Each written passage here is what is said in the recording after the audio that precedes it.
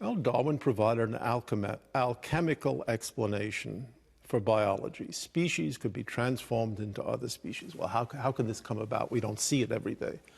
It comes about because there are small variations within each species, and these variations are seized upon by the mechanism of natural selection, which simply means some survive, some don't survive.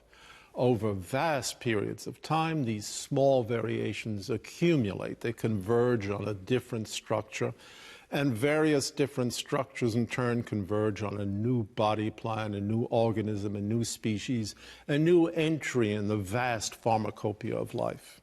That's Darwinism. And it's a position which is being increasingly held as a secular doctrine. Comparable to the book of Genesis. Was he right?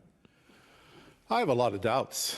And so do other people. There are many places when one looks at Darwinism, when one says, hey, look, this just isn't a scientific theory. It's a collection of anecdotes. Why did the giraffe develop such a long neck? Well, he wanted to reach the trees on the top. Well, how come other animals didn't develop the long neck? Well, they didn't want to reach the trees on the top. How come certain kinds of European eels have to swim across the Atlantic in order to mate?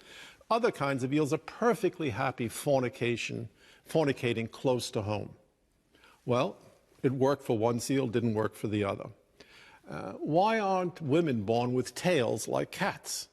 Well, women don't seem to need the tails, even though it would make them even more alluring than they are.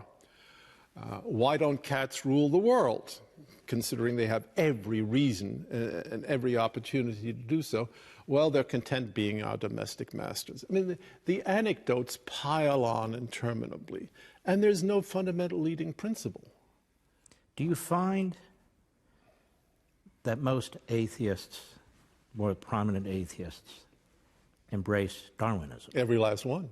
And why do they do that? Because it's a secular myth. Even atheists need some compelling myth. How we got here, what we're doing here, what our purpose is. How we got here, it was an accident. What are we doing here? We have no idea. What is our purpose? It's replication, fornication and replication. That's about it. But it's a very, very viable myth. People believe it. They act according to it.